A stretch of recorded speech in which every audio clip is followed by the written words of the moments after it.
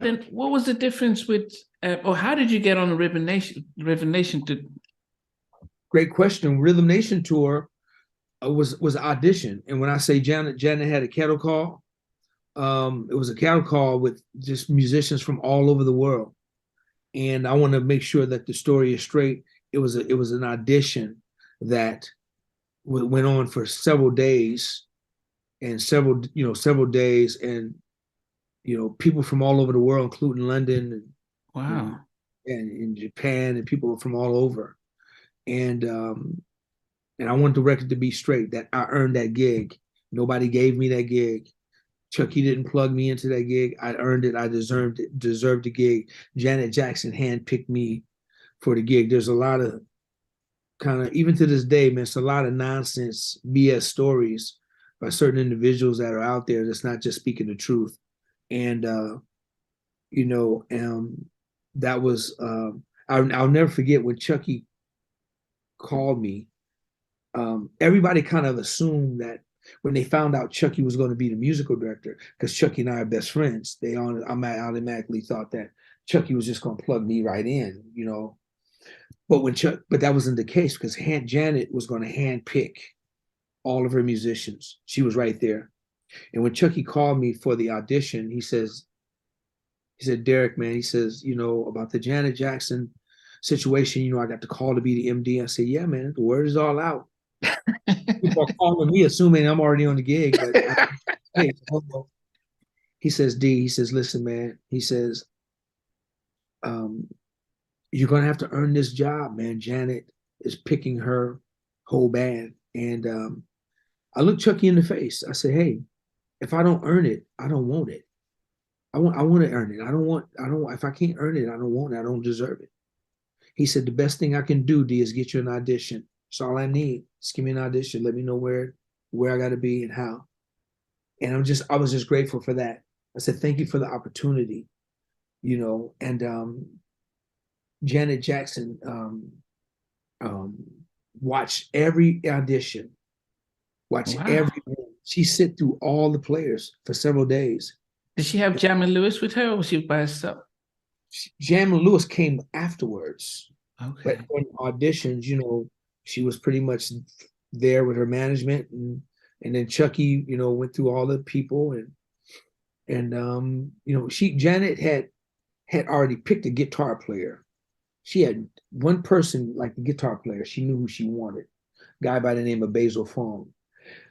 And but as far as the rest of the band, you know, and Chucky had put a band together that he, with guys from Tees, his guys, Mm. to be a collect to audition as a group, and they did that. So he had the Organ Brothers, Rex, the whole band, Cornelius Mims, everybody audition for Janet. Now, I'm sure those guys was kicking a bunch of ass, great players, all of them.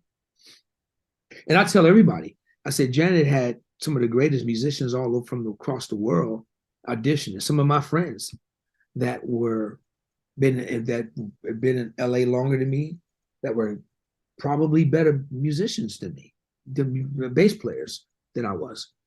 But I just tell everybody, God just chose me for that gig.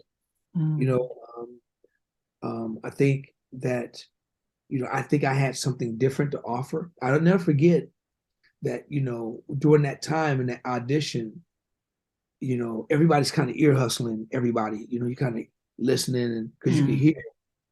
And all the bass players, when it came down to their solo, everybody was doing Larry Graham, Louis Johnson, Jocko, Victor Oh, Wooten. Chaco. Were going all in. All of them were going for blood that way. And I said, God, you have to give me something different to play. That was not my style of playing anyway. Mm. And I just remember praying, and I asked God, I said, God, please, for my solo, give me something different. It can't be that. Mm. Everybody's doing the same thing. Plain as I'm listening to you and talking to you, plain as day right now, God said to me, Derek, when your solo comes, play a quartet drive. Play a quartet drive. And that's all I kept hearing. And I was like, a quartet drive. Wait a minute. You mean, he says, yes, just play a quartet drive on your solo and don't move. Stay right there. I said, wait a minute. You mean something that I've been doing since the 3rd grade? Okay, your element. Yeah. Something that I could play in my sleep, something that I don't have to think about.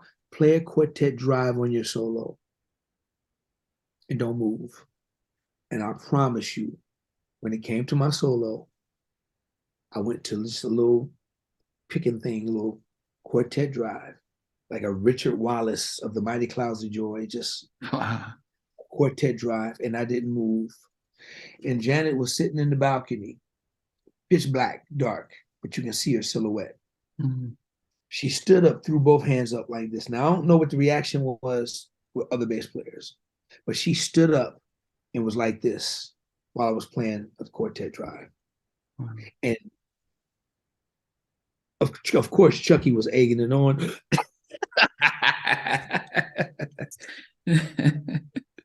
Chucky was egging it on, right? But I'm telling you, when I walked out that room, all those bass players were like, dude, who are you? What were you playing? What style was that you were playing? What were you doing? I was like, bro, I don't know. It's just something I've been doing all my life. But I felt good about my audition. And I'm telling you, man, that's what got me that job. And certain people out there don't want to give me the credit of earning the job, but that job was well earned. I'll tell anybody any day of the week until they face. So, was there any pressure? I can't imagine, with knowing the relationship you had with Chucky, that if you didn't get it, does it cause us? Sometimes people don't even go for it. Like, I don't want it to be awkward. If I didn't get it, then I'm going to think that you couldn't put a word in for me, or I got it and it's not your. So no, see, I didn't have that. Some of his other friends had that. See, I would have thought so, because it just means, yeah, if I went in, you're my guy, and if I didn't get it, I might think, man, you could have put a word in for me, even if I messed up. Now you're stepping in now you're stepping in the BS was kind of still lingering after 33 years. Mm. You dig what I'm saying? Yeah. That exactly what you're saying is still is happening to this day, my man. Nonsense. This is why Chucky's been in my life. Chucky don't owe me anything. The stuff he's done for me already, I could never repay. Never. He's my friend first, whether we do music together ever again or not. That's my brother. I don't expect anything, nor does he expect anything from me. I've seen Chucky sow seeds in so many musicians' lives, man, and watched them just skyrocket. Just a great dude who don't know the meaning of the word no, or I don't think I can help you. It's always, man, I'm gonna try to help you. I'm gonna do my best, or yes. Knowing it's really not yes, knowing it's yes, but Chucky, that's impossible for you to do. I got to do my best to help him, D. That's the kind of heart he has. So yes, another great question, because that's the kind of backlash that he's experiencing in 2023. Are you kidding me? Since 88, 89, 90. Wow. Yes. And when I tell you that man put that whole Rhythm Nation tour together by himself, that's another discrepancy. It's another thing. Chucky put that whole show together by himself, built this show the way Janet wanted it. Chucky took the order off the menu, ordered this. Chucky was back there cooking it up and did it and prepared it and did it. And we all came in and supported it. And we had one goal, and our goal was to show up every night and just slam every night. But he was the one that's credited for doing that work. What is always interesting, because he was at the time a young guy to be a music director, and of course he had just come off with a global hit with Games and his big solo album, his album, and then producing for other people. That was a risk putting his career on hold to go on this massive tour with Janet, because the fans don't, they're not going to see, oh, that's Chucky doing Beanie MD. They're just going to see Janet and not really pay attention to anything else behind the scenes. I mean, the industry people would know what he's doing. So for somebody that young to take that risk and put everything on hold like that, and I don't know if people give him that sort of credit for doing it. I interviewed John Marie Hovert, who was Teddy Riley's engineer and recorder, and he said that Michael wanted Teddy to be his MD for the Dangerous tour, but he had to talk him out of it because they had the Bobby album, they had Rex and Effect, they had all these albums, and he couldn't.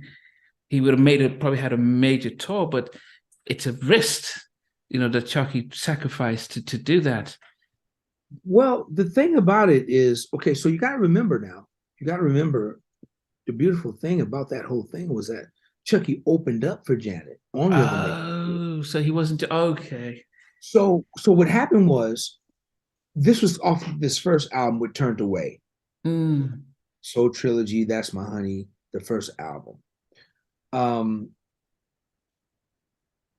It worked well for him because he got to go out and do a 35-minute set open. We got to be his band. We got to play for him, and then go back and put our Rhythm Nation clothes on. Okay. And play with Janet. Oh, that makes okay. That's the way.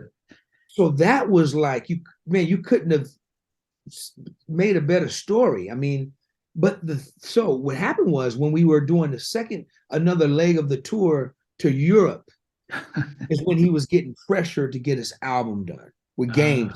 The Games album, okay. So he had the commitment. So he had to jump off the tour to go finish his Games album. So he jumped off the tour, and we finished up the Europe and all that stuff. And Chucky stayed back, recorded his record. We got ready for Games. Games came out, was a humongous hit. We were rehearsing, trying to put the show together. Then things kind of shifted, went in another direction.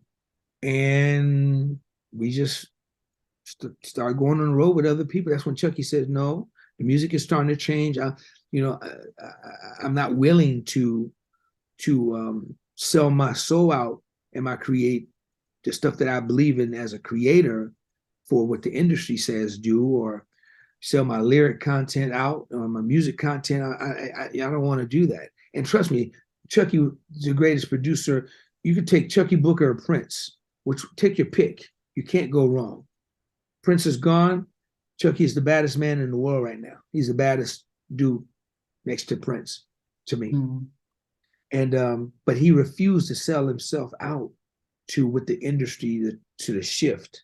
So then that's when he started just really saying, okay, I got a cool ass day job over here. I'm gonna be musical director for everybody in the world. And that's when he started really doing that. Hey guys, thanks for watching. Thanks for being part of the Halftime Chat community. Please remember to like, share, and subscribe. But most importantly, why don't you consider being a member? That's a way of supporting the channel, but also getting a lot of videos ahead of time, a lot of behind the scenes stuff, and some exclusive content that doesn't get shared. But anyway, thanks for watching, and thanks for being part of Halftime Chat.